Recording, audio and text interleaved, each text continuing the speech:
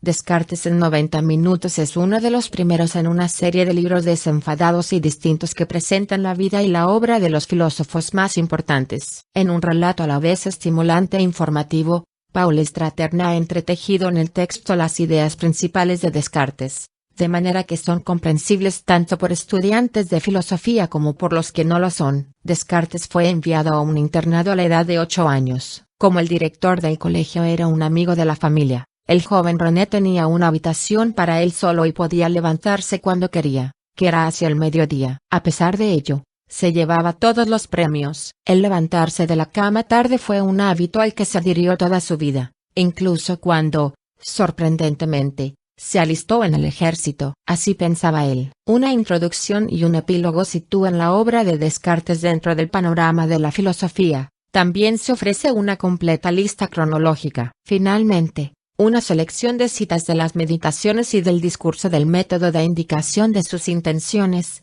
conceptos más importantes y de su estilo. Introducción y antecedentes de sus ideas. Al final del siglo XVI, la filosofía estaba paralizada. Fue Descartes quien la puso de nuevo en marcha. La filosofía había comenzado, por primera vez en la historia, en la antigua Grecia, en el siglo VI a.C., para alcanzar su época dorada 2 siglos más tarde, con la llegada de Sócrates, Platón y Aristóteles. Nada sucedió después. Durante 2000 años, nada original. Se entiende. Claro está que varios filósofos se distinguieron durante ese periodo. Plotino de Alejandría refinó la filosofía de Platón en el siglo III, creando lo que se denominó neoplatonismo. San Agustín de Hipona realizó una tarea similar con el neoplatonismo, para que pudiera ser aceptado por la teología cristiana. El erudito islámico Averroes hizo algo parecido con partes de las filosofías de Aristóteles y Tomás de Aquino, convirtiéndolas en admisibles para el cristianismo. Estas 4 personalidades,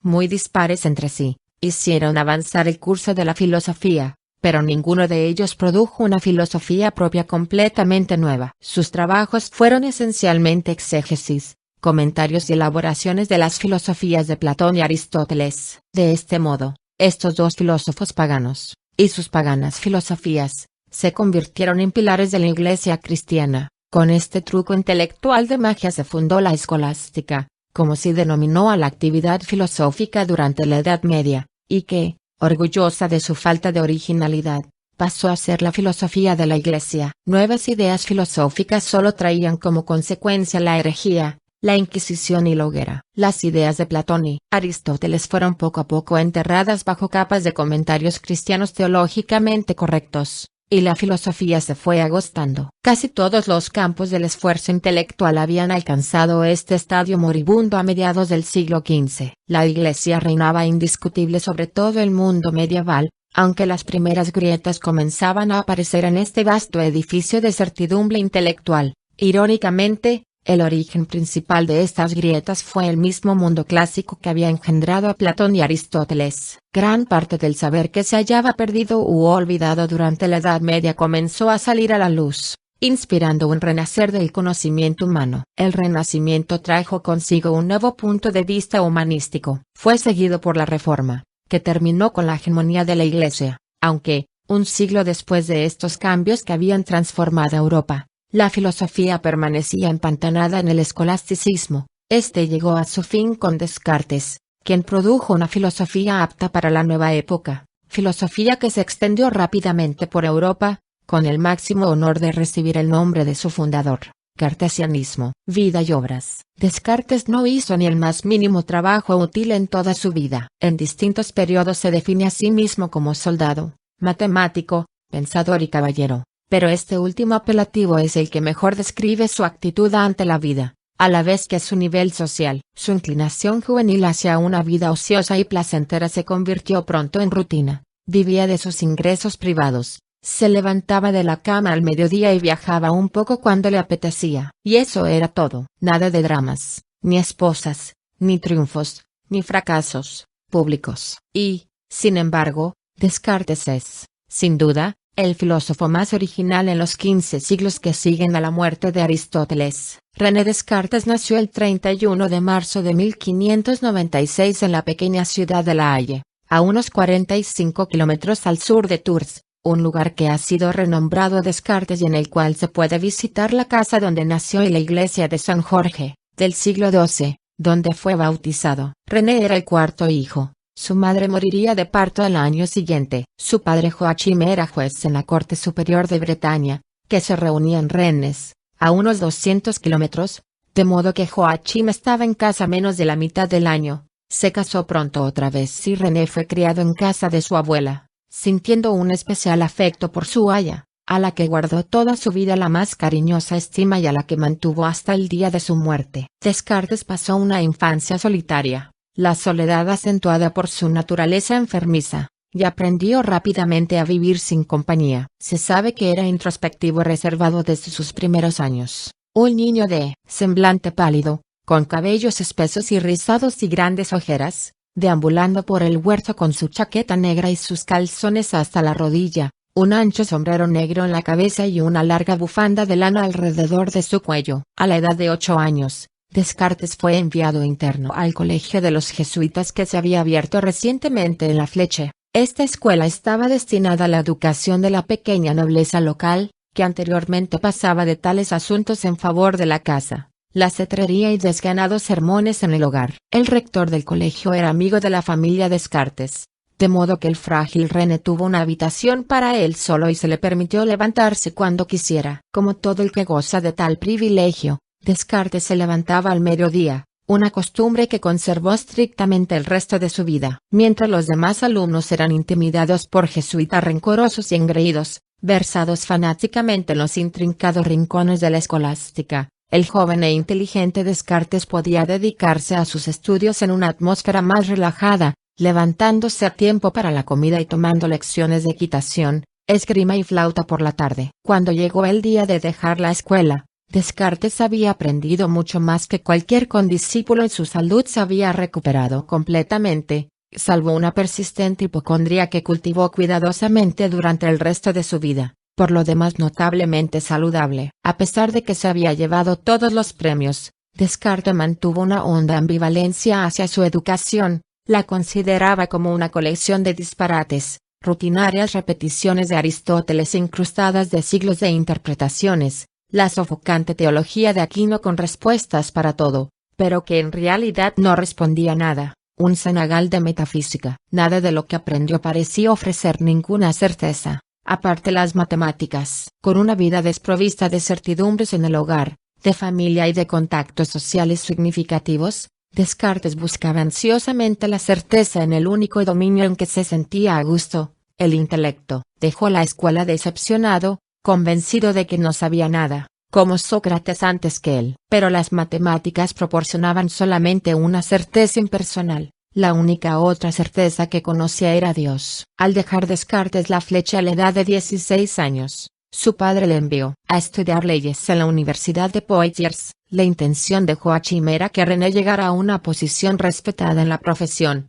tal como lo había conseguido su hermano mayor. En aquel tiempo, tales puestos se cubrían mayoritariamente por la práctica del nepotismo, sistema que produjo aproximadamente el mismo porcentaje de jueces absurdos e inadecuados que el sistema en uso hoy en día. Pasados 2 años de estudio, Descartes pensó que ya tenía bastante. Por entonces había heredado de su madre unas pequeñas propiedades rurales que le proporcionaban unos ingresos modestos, pero suficientes para vivir como él quería. Así que dirigió sus pasos hacia París para proseguir con sus pensamientos. Al juez Joachim no le hizo muy feliz esta decisión. Los Descartes eran caballeros y no se esperaba de ellos que malgastaran su tiempo pensando, pero no podía hacer nada, puesto que su hijo era ya un hombre libre. Descartes se cansó de su acomodada vida parisina de soltero al cabo de 2 años, pues, a pesar de que se dedicaba a una amplia gama de estudios y a la escritura, más bien como aficionado, de unos tratados, se estaba viendo envuelto cada vez más en la vida social de la capital,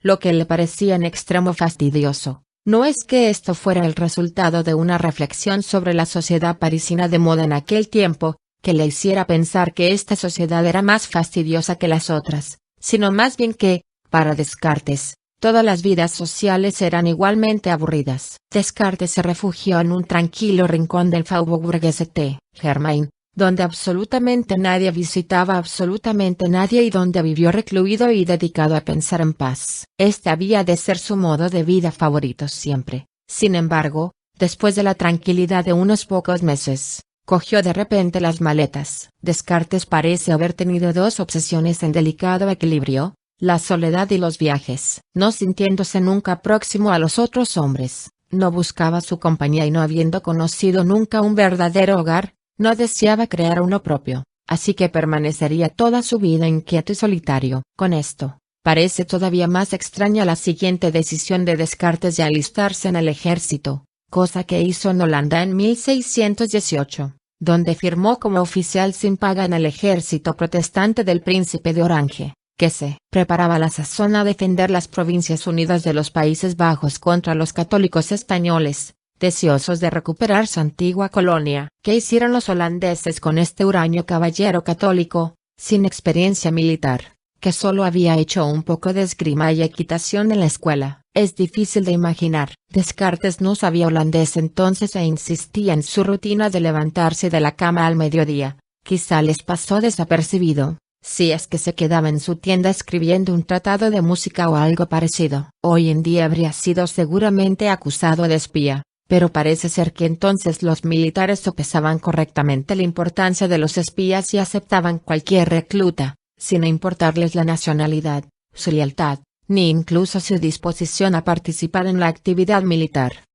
Sabemos que Descartes se aburría de la vida militar, había demasiada ociosidad y disipación, según él. ¿Querrá esto decir que había oficiales que se levantaban aún más tarde que él? Si los españoles hubieran lanzado una mañana un ataque por sorpresa, se habrían encontrado con la tenaz resistencia de una cuadrilla de borrachos que se iban a la cama y con un airado oficial francés que estaba tratando de dormir y que les conminaba a desistir inmediatamente de su empeño. Una tarde, después de su acostumbrado desayuno ligero, Descartes decidió dar un saludable paseo por las calles de Breda y vio que estaban pegando un cartel en un muro. En el cartel, como era costumbre entonces, se exponía un problema matemático no resuelto y se desafiaba a los viandantes a que lo resolvieran. Descartes no entendía del todo las instrucciones, estaban en holandés. Después de todo, él le pidió a un caballero que se encontraba a su lado que se lo tradujera. Al holandés no le impresionó particularmente el joven e ignorante oficial francés,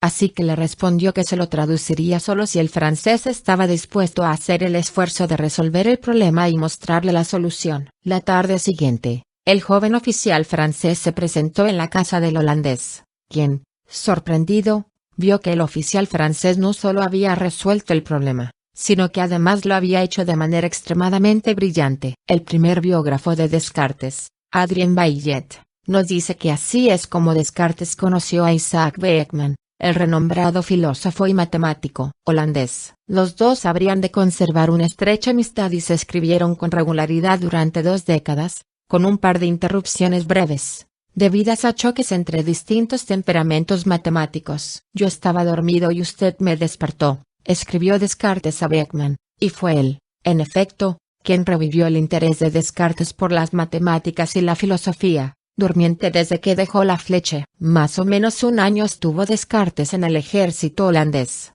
después de lo cual se fue en gira turística de verano por Alemania y el Báltico. Decidió probar entonces otro periodo de vida militar y viajó a la pequeña ciudad de Neuburg, al sur de Alemania, donde las tropas del duque Maximiliano de Baviera acampaban en sus cuarteles de invierno, en el curso alto del Danubio. La vida de campaña resultó aquí tan esforzada como siempre, tal y como describe su residencia en buen y cálido alojamiento y como persiste en su costumbre de dormir 10 horas, desayunar al mediodía y emplear las horas despierto en comunión con mis propios pensamientos. La situación en Europa se estaba poniendo seria, aunque sea difícil deducirlo a partir de la actitud de Descartes. Los bávaros guerreaban contra Federico V, elector palatino y rey protestante de Bohemia. Todo el continente se estaba deslizando rápidamente hacia un conflicto largo y desastroso, que habría de conocerse como la Guerra de los 30 años. Esta guerra, con sus continuos altibajos de fortuna, que afectaba a todos los países,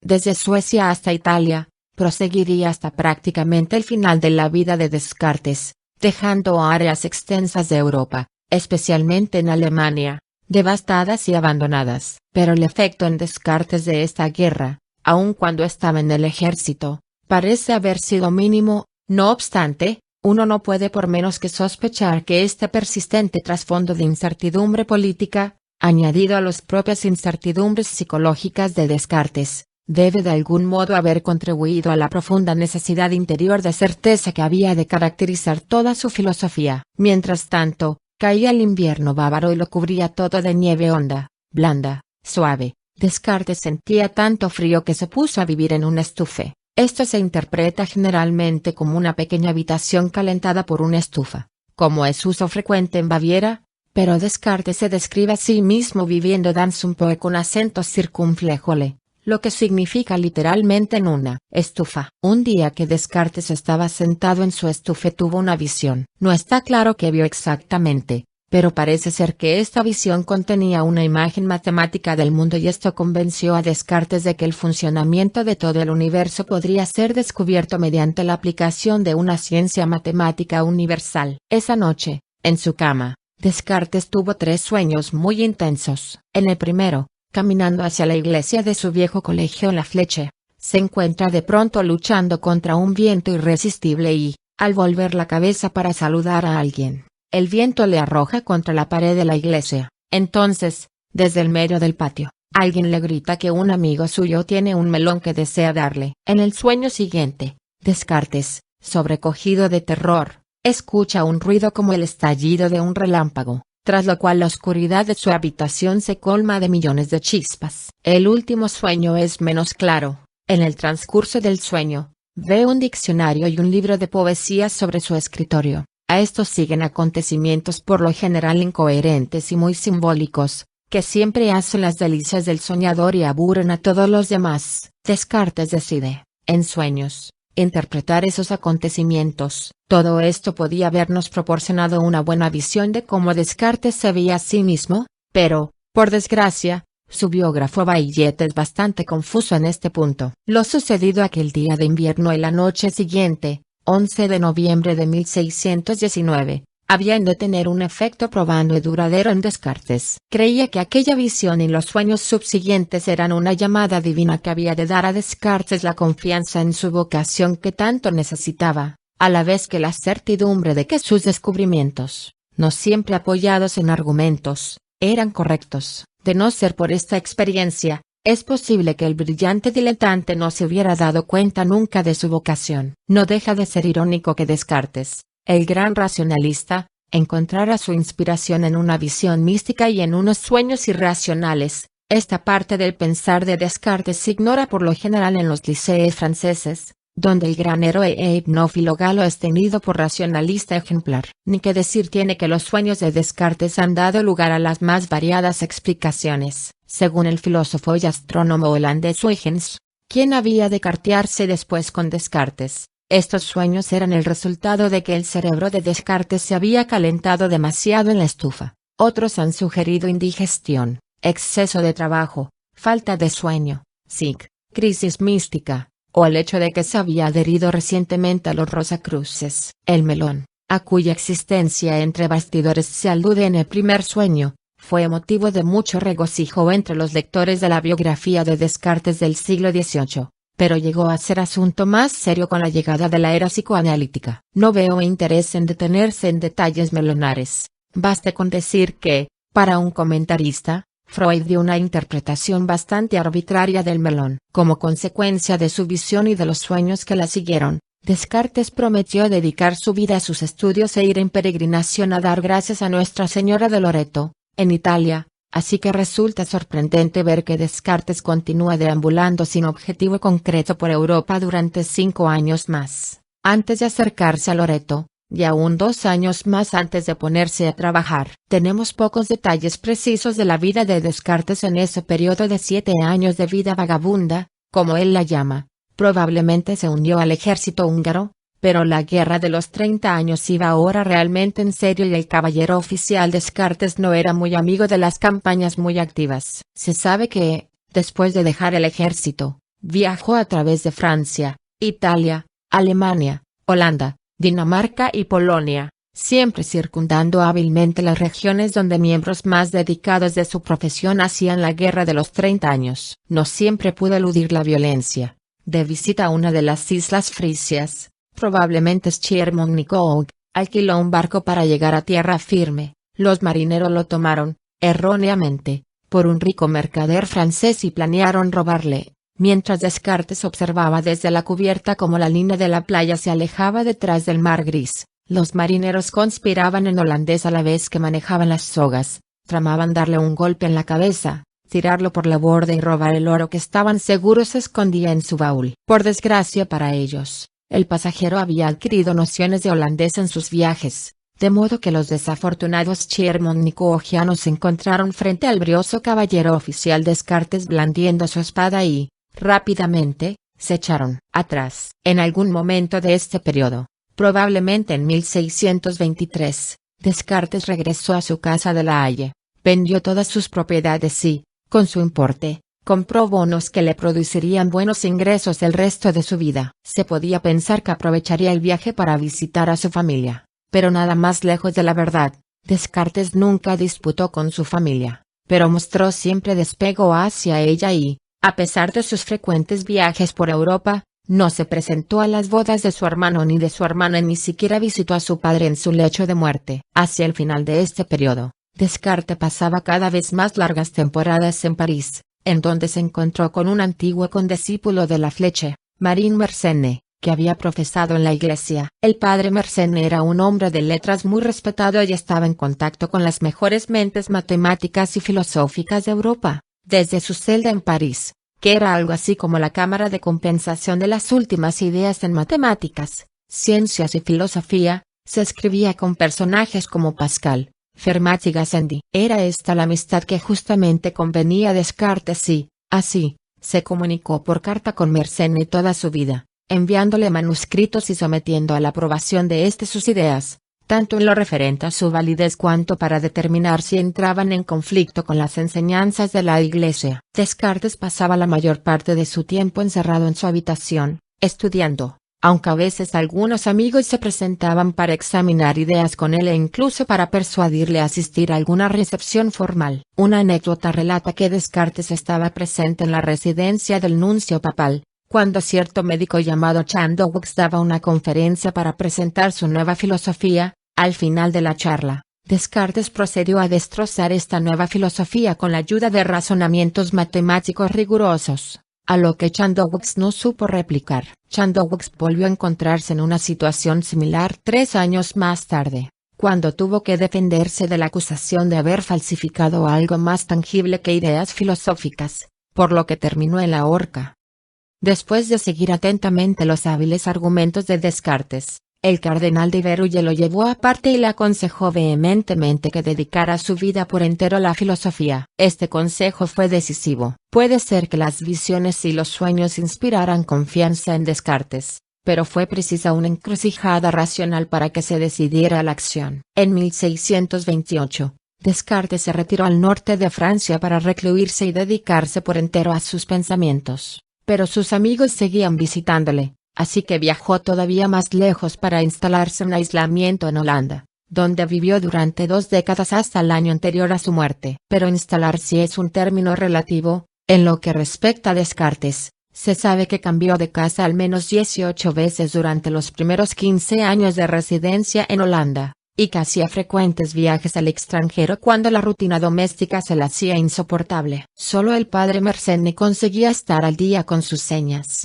pero así es como se aseguraba su aislamiento. Se achaca a este constante desplazarse al amor de Descartes por la soledad, pero puede que obedezca a una inquietud más profunda. En el transcurso de los viajes, incluso al cambiar de casa, no se puede por menos que conocer personas, aunque solo sea de forma superficial y pasajera, de modo que este movimiento interminable sugiere que la soledad de Descartes no era del todo autosuficiente y que se sentía solo, pero le era imposible contactar con la gente salvo de la manera más trivial. Descartes tuvo siempre criados. Parece que fue un hombre bien parecido. Los retratos que tenemos de él pintan un caballero de tez pálida, con la oscura peluca suelta de la época y el mostacho caído, todo lo cual compone una figura de cierto encanto saturnino. Se dice que vestía bien, con sus calzones a la moda hasta la rodilla, sus medias negras de seda y sus zapatos con hebilla de plata. Tenía la costumbre de llevar siempre un pañuelo de seda alrededor del cuello para protegerse del frío y,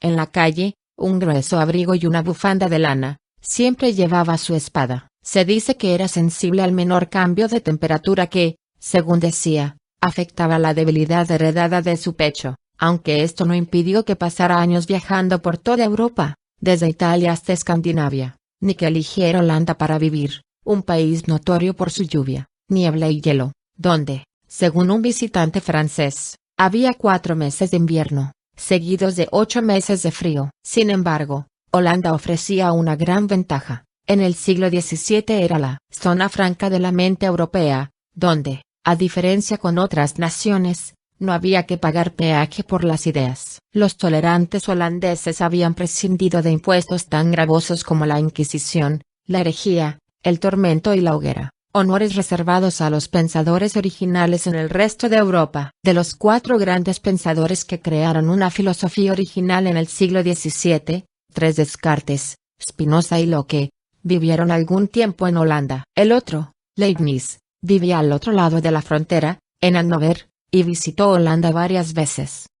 En parte como secuela de esta atmósfera liberal, Holanda llegó a ser un próspero centro de la industria editorial, y fueron allí publicadas obras de pensadores tan avanzados como Galileo y Hobbes. Las nuevas ideas florecían por aquel entonces en Holanda como en ninguna otra parte de Europa. Descartes tenía grandes esperanzas al comienzo de este periodo productivo de su vida. De resultas de su visión en la estufa bávara había concebido una ciencia capaz de abrazar todo el conocimiento humano, que llegaría a la verdad por el uso de la razón y que era mucho más que simplemente un nuevo revolucionario método. La razón había desempeñado un papel secundario en la ciencia y la alquimia de la Edad Media.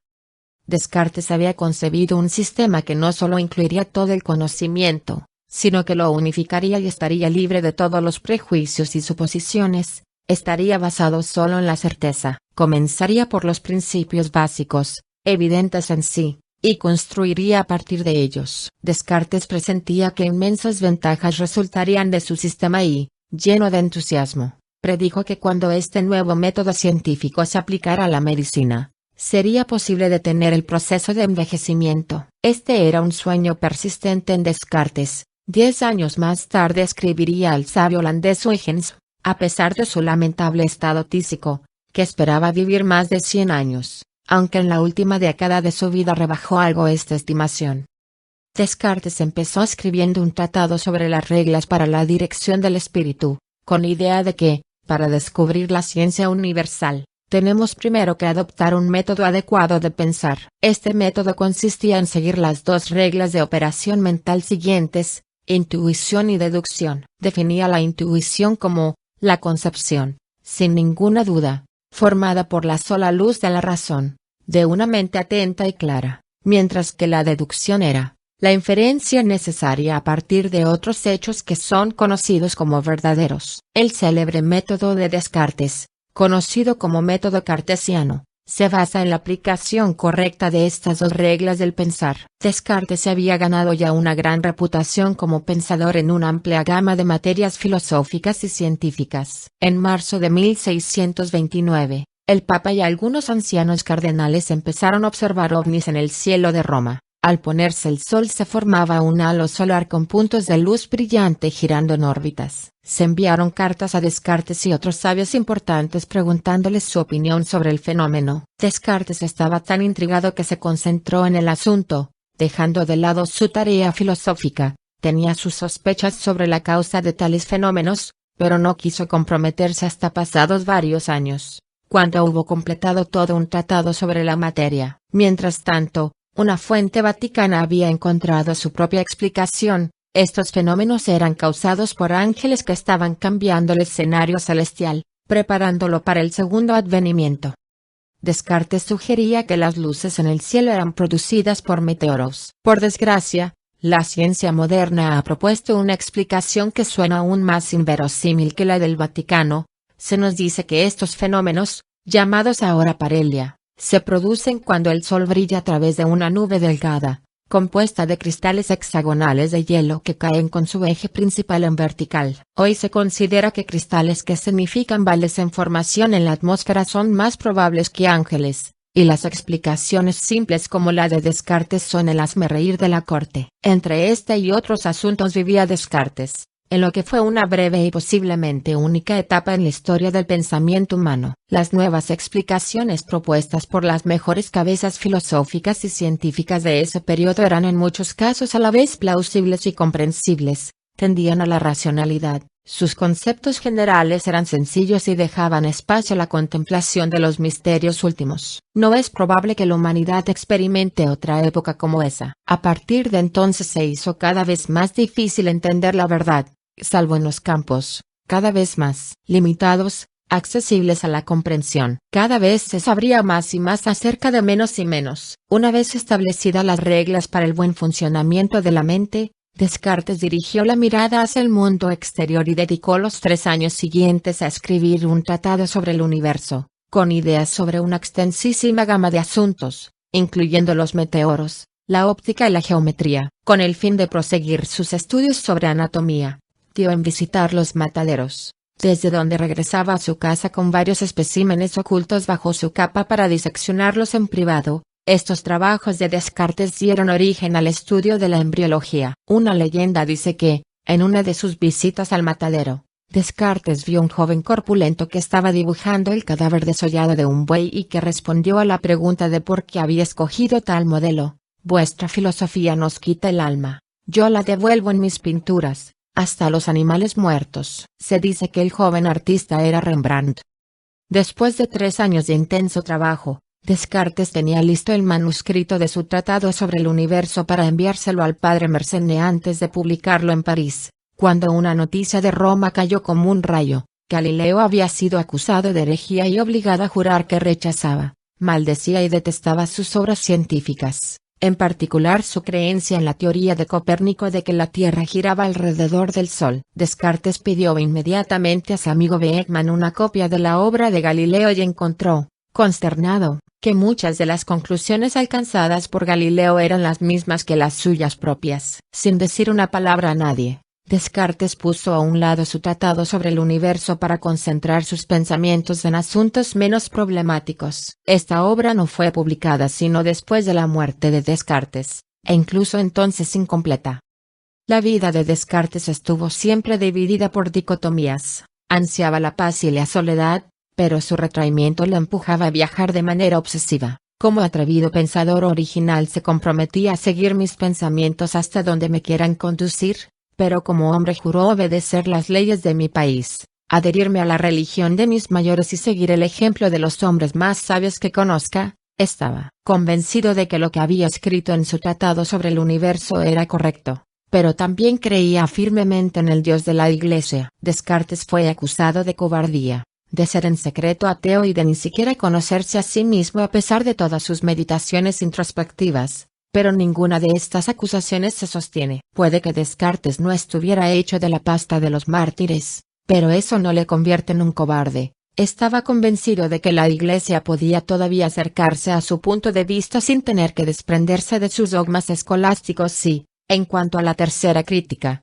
su conocimiento de sí mismo era más profundo que el de cualquier filósofo desde Sócrates, aunque contuviera algunas zonas oscuras. Sin embargo, la mayor dicotomía que perseguía Descartes estaba en su misma filosofía, en cuanto que veía al mundo como consistente en 2 tipos de sustancias: la mente y la materia. La mente era inextensa e indivisible mientras que la materia era extensa, divisible y obedecía a las leyes de la física. Todo lo cual significaba que nuestra mente incorpórea estaba alojada en un cuerpo mecánico. Pero, ¿cómo podía la mente, sin extensión, obrar recíprocamente con un cuerpo que solo obedecía a las leyes mecanicistas de la ciencia? Descartes no resolvió nunca satisfactoriamente este problema, que tan extraordinariamente refleja las dicotomías psicológicas que le acosaban en su vida cotidiana, aunque, como siempre, trató de encontrar una respuesta. Según Descartes, la mente y el cuerpo actúan recíprocamente en la glándula pineal, un órgano escondido en la base del cerebro y cuya función específica es todavía desconocida. Pero, desafortunadamente, Descartes se equivocaba. La cuestión no es tanto dónde actúan, sino cómo. Un extraño acontecimiento se produce en la vida de Descartes en este momento, y es que tiene una relación amorosa con una muchacha, de nombre Hélène, quizá una de sus criadas, con el resultado de una hija, a la que llama Francine. A partir del nacimiento de Francine, Hélène vive con su hija en una casa vecina, aunque le visita con regularidad. Ante la presencia de extraños, Descartes hace pasar a Francine como sobrina suya. Es difícil saber con solo esos datos qué clase de relación tuvo con Hélène, pero se pueden hacer conjeturas. Pobre Hélène, ¿qué pudo hacer con este pez frío de clase alta? ¿Qué veía en esos ojos abstractos suyos, ojerosos? Puede ser que Hélène no consiguiera penetrar en Descartes, pero Francine sí. Cuando inocentemente se le acercaba, él era muy sensible a sus muestras de afecto. No es tanto que él hubiera sido rechazado en su infancia, sino que no había ahí nadie cerca, salvo la vieja niñera, con su mansa devoción. Descartes amó mucho a su hija, aunque la hiciera pasar por sobrina. Fue esta una experiencia única en la vida de Descartes. Descartes escribía entonces la que hoy es considerado como su obra más original, su Discurso del Método. Irónicamente, el cuerpo principal de este libro consiste en las partes más seguras de su tratado sobre el universo, con ideas que habían de cambiar la faz de las matemáticas y producir varios adelantos revolucionarios en la ciencia. Puso en él los cimientos de la moderna geometría analítica e introdujo las coordenadas, llamadas más tarde coordenadas cartesianas por Leibniz. Propuso la ley de difracción en óptica. Presentó una explicación del arco iris. Se hizo un intento de esclarecer el tiempo meteorológico con una teoría científica racional, que, como las modernas teorías, es a la postre derrotada por la irracionalidad última de este fenómeno. Con mucho, la mejor parte del Discurso del Método es su relativamente breve introducción, donde se bosquejan las ideas esenciales de sus pensamientos. Ideas que habían de cambiar el curso de la filosofía y que Descartes expone de manera comprensible y de fácil lectura, separándose en esto aún más revolucionariamente de la tradición. ¿Cómo se pueden transmitir visiones profundamente originales en filosofía con la claridad suficiente para que cualquiera sea capaz de entenderlas? Este problema no nos ha superado solo a usted y a mí, sino a la mayoría de los grandes filósofos. Platón lo resolvió poniendo su filosofía en la forma de conversaciones en banquetes. Nietzsche pensó que lo conseguía escribiendo la prosa más brillante, sutil y poderosa que jamás se haya redactado en alemán, aunque su megalomanía se volvió al final solo manía. Wittgenstein intentó circundar el problema escribiendo brillantes notas de 2 líneas, respetando así el tiempo de atención usual en la era de la televisión, con lo que no le quedaba espacio para los argumentos filosóficos. Descartes logró superar este problema con el método más sencillo y obvio de todos, si es que describe, en clara prosa autobiográfica, cómo va pensando y qué pensamientos se le ocurren en el proceso, de tal manera que, cuando se lea, Descartes se puede imaginar cómo actúa una gran mente que piensa una filosofía original, y esto lo describe tan engañosamente bien que uno piensa que es muy fácil, que no es diferente de la forma como uno piensa, un paso racional tras otro, se le sigue hasta su conclusión. Descartes comienza por retrotraemos a la Baviera cubierta de nieve en el momento de su visión. Vino el invierno y yo me encontraba en un lugar sin ninguna sociedad interesante. En ese tiempo no estaba yo perturbado por cuidados o pasiones, así que me propuse pasar el día en la estufa, donde podía estar a solas con mis pensamientos. En una prosa sorprendentemente fría sigue y describe cómo nos es posible, por medio de una duda persistente y decidida, destruir nuestra fe en todo lo que compone el mundo que nos rodea. Nada permanece seguro, todo el universo, nuestra misma individualidad, hasta nuestra propia existencia, podrían no ser sino un sueño. No tenemos manera de conocer nada con certeza, salvo una cosa. Por muy engañado que yo esté en mis ideas acerca de mí mismo y del mundo, hay una cosa que es innegable. Estoy pensando. Esto por sí solo prueba mi existencia. En la frase más famosa de la filosofía, Descartes concluye, cogito ergo sum, pienso, luego existo. Una vez establecida su única y última certeza, Descartes procede a reconstruir sobre esta base todo aquello de lo que había dudado: el mundo, las verdades de las matemáticas, el nevado invierno de Baviera. Todo regresa con fría certeza, castigado por el destierro en la tierra de nunca jamás de la duda, pero más indudable que nunca, fundado como está ahora sobre base indudable. Descartes, En un gesto típicamente suyo, decidió publicar su obra anónimamente, no obstante haber tenido el coraje de dudar de todo el universo. La publicó en francés esperando así alcanzar una mayor audiencia. Quería evitar controversias con la Iglesia atrayendo a gentes interesadas en las nuevas ciencias y casi resultó bien. Casi, porque muchos reconocieron enseguida al autor del discurso del método, estando como estaban sobre todo interesados en las teorías matemáticas y científicas. Los matemáticos se quedaron fascinados al principio, furiosos después. Para la mayoría de nosotros es cosa segura que las matemáticas son o bien correctas o incorrectas, pero tan ingenua noción nos descalifica inmediatamente en el reino de los verdaderos matemáticos, aquí, al nivel de los genios. La objetividad pueril de verdadero o falso cede ante el talante combativo producto de la mejor información. La agresividad crece, en progresión geométrica, cuanto más cerca se está de lo incontrovertible. Tan pronto como leyeron las nuevas teorías matemáticas de Descartes, y reconocieron su profunda originalidad, todos los grandes matemáticos de la época dirigieron sus armas contra él. Gassendi, Pascal, Einstein, Fermat. Uno a uno fueron entrando en el combate. Tales controversias están más allá de la comprensión de los simples mortales, pero los que no piensen así quizá encuentren instructiva la vieja historia del último teorema de Fermat, que establece que para ningún valor de n entero mayor de 2 se satisface la expresión siguiente, xn más sin igual zn. Poco antes de morir, Fermat anotó al lado de la fórmula, he descubierto una prueba verdaderamente notable, pero no hay espacio aquí para escribirla. Nadie ha conseguido probar la verdad o falsedad del último teorema de Fermat, a pesar de numerosos intentos de las mejores mentes matemáticas de los 3 últimos siglos. Unos dicen que no puede ser verdad, otros que así debe ser, otros que Fermat fanfarroneaba y otros, incluso, que ni siquiera trató de demostrarlo. Las matemáticas comienzan en la certeza, y terminan así, mientras que la filosofía comienza y termina así. Cuando se dice de alguien que tiene una actitud filosófica, lo más seguro es que no sea un filósofo y esto es algo que descubrió pronto Descartes. Después de los matemáticos, entraron los filósofos en la batalla. De manera que pronto se encontró Descartes en aguas turbulentas con la Iglesia. Si se puede dudar de todo menos del hecho de que se está pensando, ¿dónde queda Dios? Descartes tuvo suerte con que la turbulencia no fuera a mayores pues, por fortuna, sus amigos acudieron a ayudarle y, por mayor fortuna aún, Descartes vivía en Holanda, o más bien, de mudanzas por Holanda. En 1638, por 15ª vez desde que se instaló en las Provincias Unidas de los Países Bajos, Descartes se mudó otra vez de casa, esta vez a Amersfoort, a las afueras de la vieja ciudad universitaria de Utrecht. Por entonces, su hija Francine contaba 5 años de edad y él planeaba enviarla a Francia para hacer de ella una señorita fina. Cuando, de repente, Francine cayó enferma y murió, este fue el golpe más amargo que sufrió en toda su vida y,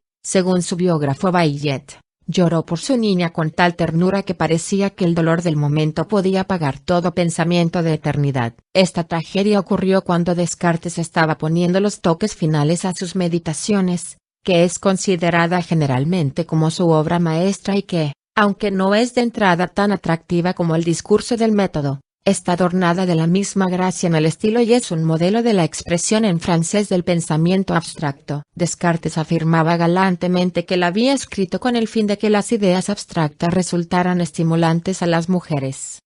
Esta vez tomó Descartes la precaución de enviar el manuscrito al padre Mersenne a París y de pedirle que lo difundiera para sopesar la opinión de los sabios. Quería contar con la aprobación por parte de los sabios y de los jesuitas de su nuevo tratado filosófico, que era una elaboración de las ideas presentadas en el discurso del método pero que proponía un programa de dudas aún más exhaustivo. Imagina que todo el universo, desde las verdades de la geometría hasta la bata de invierno que lleva puesta sentado frente al fuego, puede ser obra de un demonio invisible que intenta engañarle. Los psicólogos creen ver identificado el antihéroe de esta fantasía, que no es otro que el juez Joachim Descartes.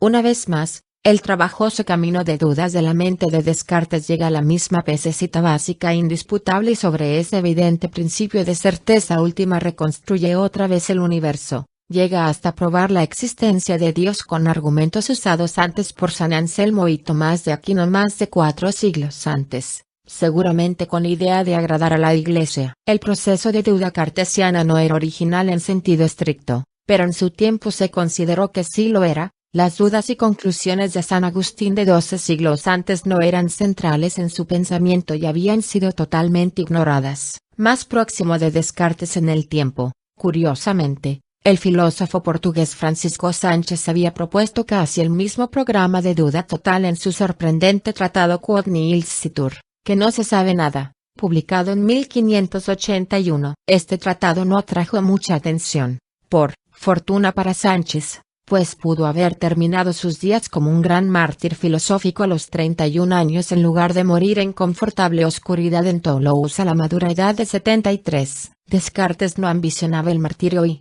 por otra parte, si bien tenía muchas cualidades que le habrían hecho pasar desapercibido, ya solo su pereza le habría bastado, de ser otras las circunstancias. Tampoco tenía ambiciones en esa dirección. Descartes quería simplemente ser oído y aceptado. Estaba totalmente convencido de tener razón, pero deseaba que también la Iglesia lo estuviera. Por consiguiente, el padre Mersenne, siguiendo instrucciones de Descartes, envió el manuscrito de las Meditaciones a luminarias de la escena intelectual europea tales como Gassendi, Oves y Arnauld, y estos contestaron, presentando sus objeciones a las teorías de Descartes, quien, a pesar de su irritación inicial, publicó las Meditaciones completas, junto con las objeciones y las réplicas suyas a estas. Era inevitable que la publicación de las Meditaciones de Descartes irritara todavía más a algunos otros. Los jesuitas se dieron cuenta, correctamente, de que la duda cartesiana y el cogito ergo sum significaban el fin de la filosofía escolástica y de Tomás de Aquino.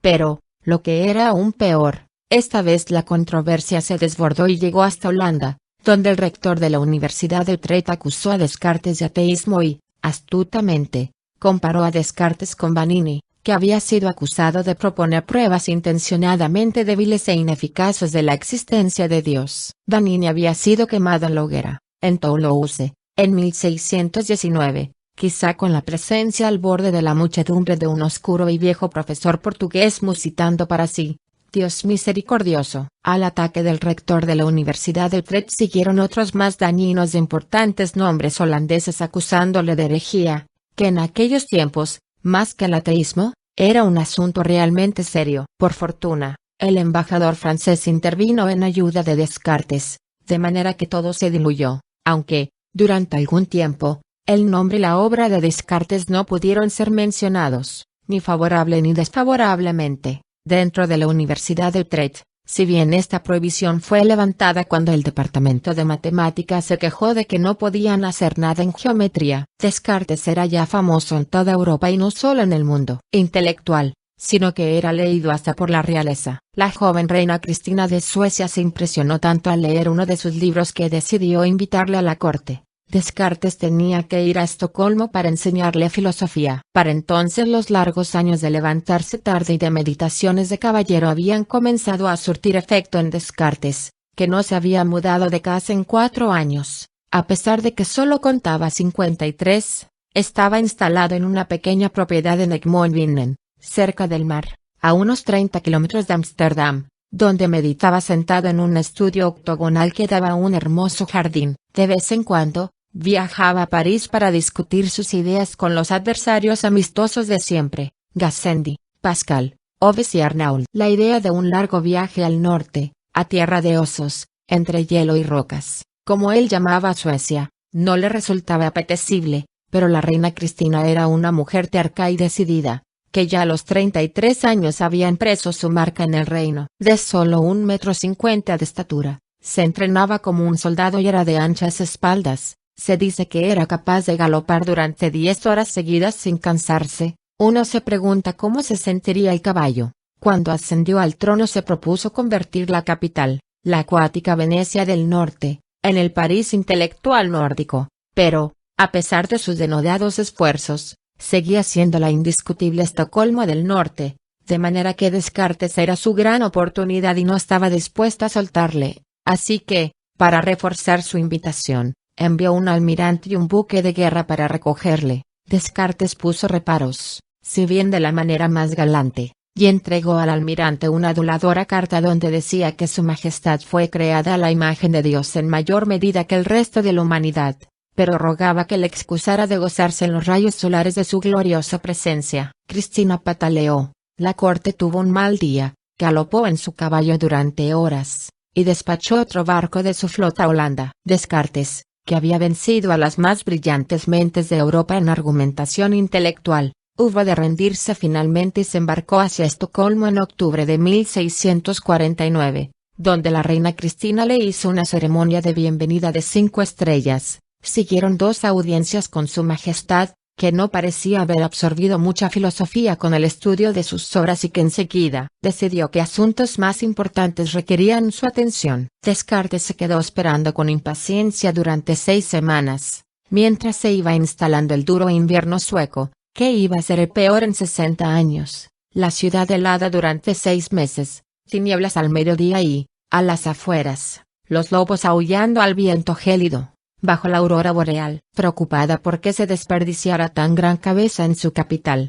Cristina encargó a Descartes un trabajo totalmente nuevo para él, de modo que el filósofo, de mala gana, se puso a componer versos a los que se pondría música para un ballet denominado El Nacimiento de la Paz, que Cristina quería se representara en su cumpleaños. Descartes ha debido ser muy bueno en eso de los musicales, porque tan pronto como terminó se le pidió que escribiera una comedia musical acerca de 2 príncipes que creían ser pastores. Por desgracia, no he podido encontrar ninguna referencia en las obras completas de Descartes, solo su malhumorado comentario: los pensamientos se hielan aquí durante los meses de invierno. Cristina decidió a mediados de enero que ya era tiempo de comenzar con sus lecciones de filosofía, así que Descartes fue debidamente convocado e informado de que la reina tomaría 3 lecciones a la semana, todas a las 5 de la mañana. Descartes no se había levantado de la cama nunca antes de las 11. La conmoción de levantarse a las 4, en el punto culminante del invierno escandinavo, atendiendo a su aseo con cuidado francés durante la hora del lobo. Todo ello seguido de un rápido y agitado viaje en trineo sobre las calles heladas, a través de penetrantes ráfagas árticas. No se puede ni siquiera tratar de imaginar cómo se sentiría Descartes. En 2 semanas cogió un resfriado, que pronto degeneró en neumonía. Una semana después estaba delirando y murió el 11 de febrero de 1650. Uno de los más grandes intelectuales de Europa había sido sacrificado a los antojos de la realeza. Como católico en la protestante Suecia, este hombre profundamente religioso no podía ser enterrado en sagrado, así que fue inhumado en el cementerio destinado a los niños sin bautizar. 13 años después de su muerte, la Iglesia Católica honró la memoria de Descartes poniendo todas sus obras en el índice de libros prohibidos, asegurando así que se le seguiría leyendo durante años. Los restos de Descartes fueron trasladados para ser reenterrados en París a finales del siglo XVII. Durante la Revolución, alguien propuso que fueran exhumados de nuevo y colocados en el Panteón, junto con otros ilustres pensadores franceses, pero en la Asamblea Nacional sus miembros se dividieron, curiosamente, según consideraciones científicas. A los que preferían la visión cartesiana mecanicista del universo se oponían los que apoyaban la nueva teoría newtoniana de la gravedad. Descartes había propuesto la teoría de los vórtices para explicar el funcionamiento del universo, según la cual, el movimiento de una partícula afectaba a todas las partículas del universo, a través de una serie de vórtices entrelazados que abarcaban todo, desde el sistema solar y las estrellas hasta la partícula más pequeña. Esto habría dado por resultado un sistema de una complejidad diabólica, que solo una mente matemática era capaz de concebir, pero apunta a un asunto de interés en la evolución del pensamiento. La teoría de Descartes tiene un cierto parecido tanto con la doble hélice de Lang como con la teoría de las supercuerdas de las partículas elementales. Además, en su larga búsqueda de una fuerza capaz de actuar entre mente y cuerpo,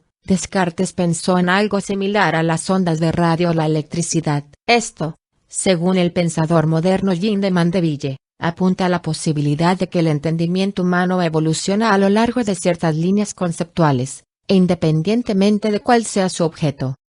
Al llegar a votar en la Asamblea Nacional Francesa, los newtonianos juntaron apoyo suficiente para derrotar a los cartesianos. La gravedad había ganado. Descartes tenía que ser enterrado en otro sitio. Antes, la verdad era dominio de la teología, ahora había entrado en el reino de la democracia. Descartes no encajaba en ninguno de los dos. Muy adecuadamente, está ahora enterrado en la iglesia de St. Germain-des-Prés, en el corazón del barrio latino de París, donde su tradición del pensar dubitativo y de levantarse de la cama al mediodía se mantiene firme hasta el día de hoy. Epílogo. Antes de Descartes la filosofía había caído en un profundo sueño y es así que la edad moderna de la filosofía comienza con Descartes. A partir de ese momento, la primacía del individuo y el análisis de la conciencia del hombre pasaron a ser fundamentales para la filosofía, y este hecho ha permanecido así, en una u otra forma, hasta tiempos relativamente recientes, con la llegada del análisis lógico,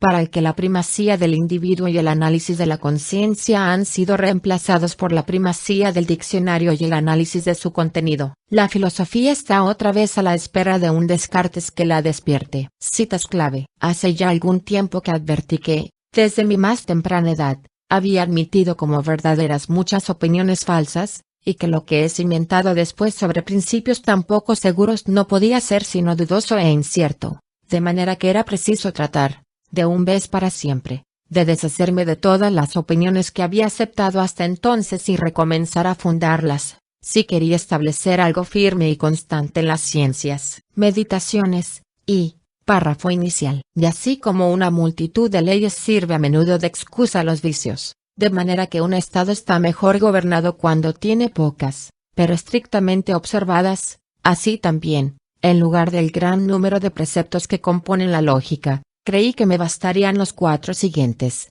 siempre que tomara la resolución firme y constante de no faltar ni una sola vez a su observancia. La primera era no aceptar nada por verdadero a menos que lo conociera con evidencia, esto es, evitar cuidadosamente las conclusiones precipitadas y los prejuicios, y no incluir nada en mis juicios más que lo que se presentara tan clara y distintamente a mi mente que no hubiera posibilidad de ponerlo en duda. La segunda, dividir cada una de las dificultades que examinaban en tantas partes como pudiera y en cuantas fueran necesarias para resolverlas bien. La tercera, conducir ordenadamente mis pensamientos, comenzando por los más simples y más fáciles de conocer, y subir poco a poco, como por grados, hasta el conocimiento de los más complejos, y suponiendo un orden, incluso entre aquellos que no preceden naturalmente unos a otros. Y por último, hacer siempre recuentos tan completos, y revisiones tan generales, que pudiera estar seguro de no omitir nada. Discurso del método, parte 2. Esas largas cadenas de razones, simples y fáciles, que los geómetras usan para llegar a sus más difíciles demostraciones, me habían dado pie a imaginar que todas las cosas que pueden conocer los hombres se siguen unas de otras de la misma manera y que, siempre que uno se abstenga de dar por verdadera alguna que no lo sea, y que se guarde siempre el orden preciso para deducir unas de otras, no puede haber ninguna tan alejada que al final no se alcance, ni tan escondida que no se descubra. Y no tuve mucha dificultad en buscar por cuáles era necesario comenzar, puesto que ya sabía que sería por las más simples y fáciles de conocer. Discurso del método, parte 2. Puesto que entonces deseaba dedicarme solamente a la búsqueda de la verdad, pensé que era necesario, rechazar como absolutamente falso todo aquello sobre lo que pudiera tener la menor duda, a fin de ver si, después de esto, quedaba algo que fuera completamente indudable. Así, a causa de que nuestros sentidos nos engañan a veces, quise suponer que no había nada que fuera tal como ellos nos lo hacen imaginar, y, puesto que hay hombres que se equivocan al razonar, y hacen paralogismos, aun con los temas más sencillos de la geometría, juzgando que yo estaba sujeto a errar tanto como cualquier otro, rechacé como falsas todas las razones que antes había tomado por demostraciones. Y en fin, considerando que todos los pensamientos que tenemos despiertos nos pueden sobrevenir también cuando dormimos, sin que ninguno sea verdadero, resolví fingir que todas las cosas que habían entrado en mi mente no eran más verdaderas que las ilusiones de mis sueños. Pero enseguida me di cuenta de que, mientras pretendía pensar que todo era falso, era necesario que yo, que lo pensaba, fuera algo. Y observando que esta verdad, pienso, luego existo, era tan firme y segura que ni las más extravagantes suposiciones de los escépticos la podrían debilitar, pensé que podía aceptarla sin reservas como el primer principio filosófico que buscaba. Discurso del método, Parte 4. Hay una gran diferencia entre la mente y el cuerpo, en cuanto que el cuerpo, por su naturaleza, es siempre divisible, mientras que la mente es enteramente indivisible. Pues, en efecto, cuando considero mi mente, es decir a mí mismo en tanto que soy solamente una cosa que piensa, no puedo distinguir parte alguna sino que me concibo como una cosa sola y entera. Y, aunque toda la mente parece estar unida a todo el cuerpo, si se da el caso que un pie, un brazo o cualquier otra parte sean separadas de mi cuerpo, es cierto que nada habrá sido cortado de mi mente. Y las facultades de querer, sentir, concebir, etc., no pueden llamarse partes, pues la misma mente se emplea, toda entera a querer, a sentir, a concebir, etc. Mas todo lo contrario pasa con las cosas corporales o extensas, pues no hay una sola que yo no pueda cortar en piezas en mi pensamiento y que yo no sepa, en consecuencia, que es divisible. Meditaciones. Vi. El sentido común es la cosa mejor repartida del mundo, pues todos se consideran tan bien provistos de él que hasta los más difíciles de contentar en otras cosas no desean más sentido común del que tienen. De manera que no es verosímil que todos se engañen. Esto muestra más bien que la capacidad de juzgar y de distinguir lo verdadero de lo falso, que es lo que propiamente llamamos sentido común o razón, es por naturaleza igual en todos los hombres. Así, la diversidad de nuestras opiniones no viene de que unos sean más razonables que otros, sino solamente de que conducimos nuestros pensamientos por vías distintas y de que no consideramos las mismas cosas. Pues no es suficiente tener un buen espíritu,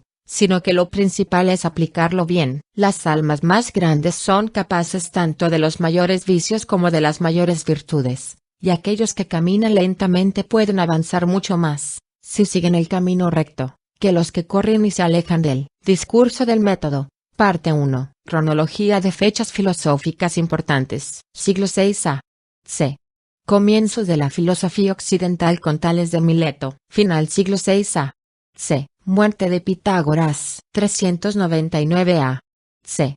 Sócrates es condenado a muerte en Atenas. C. 387 a. C. Platón funda en Atenas la Academia, la primera universidad. 335 a. C.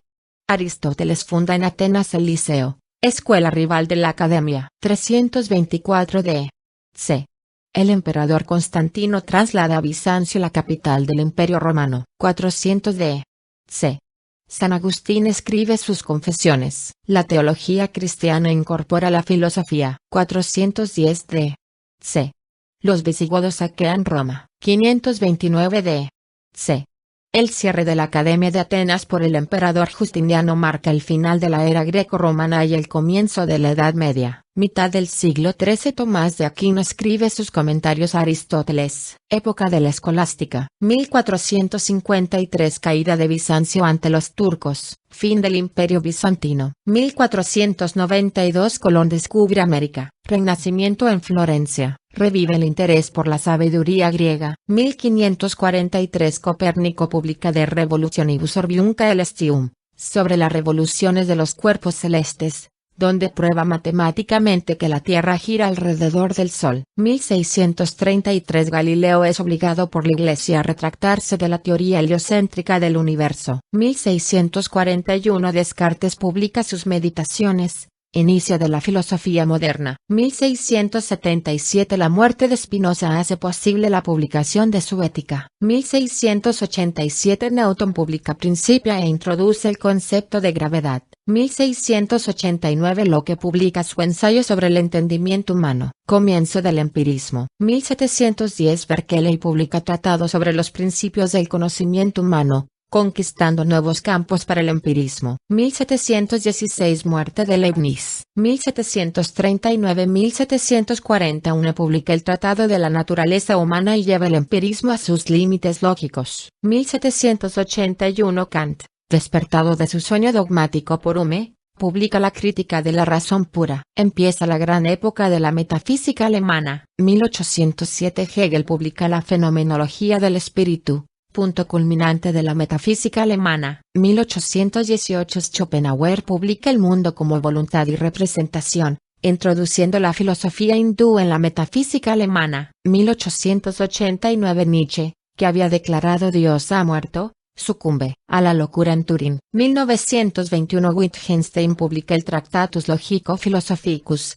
proclamando la solución final a los problemas de la filosofía. 1920-1929 El Círculo de Viena propugna el positivismo lógico. 1927 Heidegger publica Sein und Zeit, Ser y Tiempo, anunciando la brecha entre las filosofías analítica y continental. 1943 Sartre publica L' con acento circunflejo tre et leneant, El ser y la nada, adelantando el pensamiento de Heidegger y dando un nuevo impulso al existencialismo. 1953 Publicación póstuma de las investigaciones filosóficas de Wittgenstein, Esplendor del análisis lingüístico. Paul Stratern, escritor y académico, es uno de los más conocidos divulgadores del panorama editorial internacional, autor tanto de novelas, biografías y libros de viajes, como de ensayos de divulgación. Ha enseñado, como profesor universitario, matemáticas, filosofía y poesía moderna italiana. Colección de filósofos en 90 minutos. 1. Aristóteles en 90 minutos. 2. Berkeley en 90 minutos. 3. Confucio en 90 minutos. 4. Derrida en 90 minutos. 5. Descartes en 90 minutos. 6. Foucault en 90 minutos. 7. Hegel en 90 minutos. 8. Hume en 90 minutos. 9. Kant en 90 minutos. 10. Kierkegaard en 90 minutos. 11. Leibniz en 90 minutos. 12. Locke en 90 minutos. 13. Maquiavelo en 90 minutos. 14. Marx en 90 minutos. 15. Nietzsche en 90 minutos. 16. Platón en 90 minutos. 17. Russell en 90 minutos. 18. San Agustín en 90 minutos. 19. Sartre en 90 minutos. 20. Schopenhauer en 90 minutos. 21. Sócrates en 90 minutos. 22. Spinoza en 90 minutos. 23. Tomás de Aquino en 90 minutos. 24. Wittgenstein en 90 minutos. Paul Stratern, nacido en 1940. Es un escritor británico y académico. Nació en Londres y estudió en el Trinity College de Dublín, tras lo cual sirvió en la marina mercante durante un periodo de 2 años. Después vivió en una isla griega. En 1966 viajó por tierra a la India y los Himalayas. Su novela Una temporada en Abisinia ganó un premio Somerset Maugham en 1972, además de 5 novelas. También ha escrito numerosos libros sobre la ciencia, la filosofía, la historia, la literatura, la medicina y la economía. Es el autor de 2 exitosas series de libros introductorios breves, Filósofos en 90 minutos y los científicos y sus descubrimientos. Su libro sobre la historia de la química, titulado El sueño de Mendeleev, 2001, fue preseleccionado para el premio Aventis, y sus obras han sido traducidas a más de 2 docenas de idiomas. Es el autor de los bestsellers Los Medici, Padrinos del Renacimiento, Napoleón en Egipto, y El artista, el filósofo y el guerrero, Leonardo, Maquiavelo Borgia, una colusión fatídica. Su más reciente trabajo El espíritu de Venecia, de Marco Polo a Casanova salió en mayo de 2012. Stratern fue profesor en la Universidad de Kingston, donde fue profesor de filosofía y de ciencia. Vive en Londres, y tiene 3 nietos que viven en Viena, Tristán, Julián y Opajoque. Notas. Las citas que siguen han sido traducidas al español directamente de la edición francesa de la Biblioteca de la Pléiade. Nota del